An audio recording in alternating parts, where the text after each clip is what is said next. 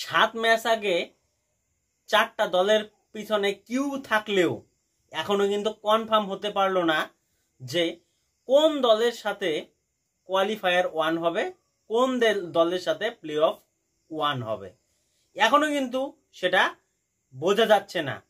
আরো আজকে আরসিবি হারার পরে তো আরো কমপ্লিকেটেড হয়ে গেছে। কি কমপ্লিকেটেড হয়ে গেছে? কারণ আরসিবি এখন 21 পয়েন্টে যেতে পারবে না, তাদের 19 পয়েন্টে যেতে পারবে যদি পরের ম্যাচ, লাস্টের ম্যাচটা এলএসজির বিপক্ষে যেতে। এদিকে গুজরাট এলএসজির বিপক্ষে হেরে সে 20 পয়েন্টে যেতে পারবে, সে কিন্তু 1 নম্বরে যেতে পারবে।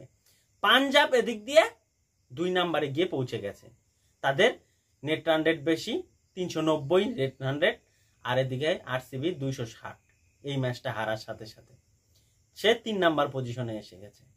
এখন মুম্বাইয়ের যদি কোয়ালিফিকেশনে 1 নাম্বার 2 নাম্বারে যেতে লাগে, তাহলে পাঞ্জাব, গুজরাট এবং আরসিবি যে 3টা দল আছে তাদের 3 জনের মধ্যে যে কোনো 2টা দলের ম্যাচগুলো হারতে হবে। হয় গুজরাটের আরেকটা ম্যাচ আছে সেটা হারতে হবে, না হয় আরসিবির আরেকটা ম্যাচ আছে সেটা হারতে হবে, না হয় পাঞ্জাবের যে 2টা ম্যাচ আছে সেই 2টা হারতে হবে। যাই হোক, আর যদি আরসিবি কোয়ালিফিকেশন করে তাহলে পাঞ্জাবের এবং গুজরাটের সেই ম্যাচটা হারতে হবে, আরসিবি জিততে হবে, তাহলে আরসিবি 1 নাম্বার বা 2 নাম্বার পজিশনে থাকবে।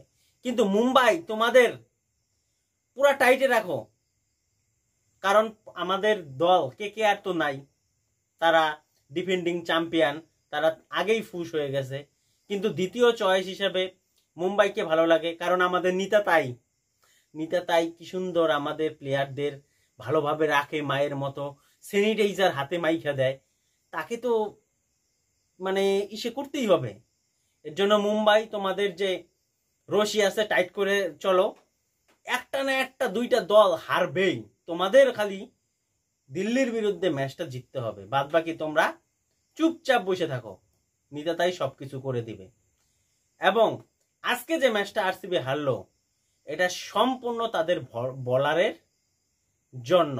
সেটা যে হ্যাজেলউড তাদের দলে যে নাই, সেটা কিন্তু বারংবার প্রমাণ করলো আরসিবি দল, যে তাদের স্টার প্লেয়ার 2-1 যদি ম্যাচের মধ্যে উপস্থিত না থাকে তাহলে তাদের দল যে কোলাপস করে, সেটা আজকের ম্যাচ জলজান্ত উদাহরণ।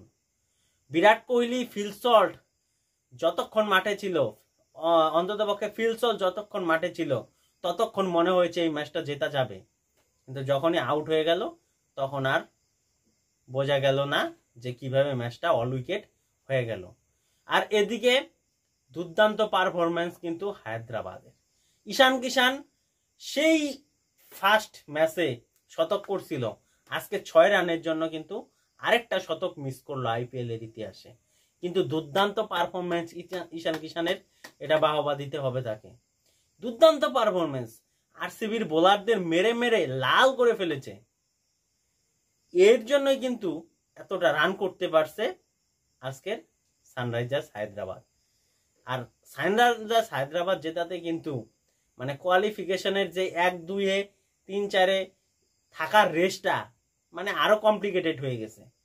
কালকের ম্যাচ পাঞ্জাবের সাথে দিল্লির ম্যাচ, সেই ম্যাচ যদি পাঞ্জাব হেরে যায় তাহলে তো জমে ক্ষীর, মুম্বাইয়ের রাস্তা আরো পরিষ্কার হয়ে যাবে। কি তাই তো?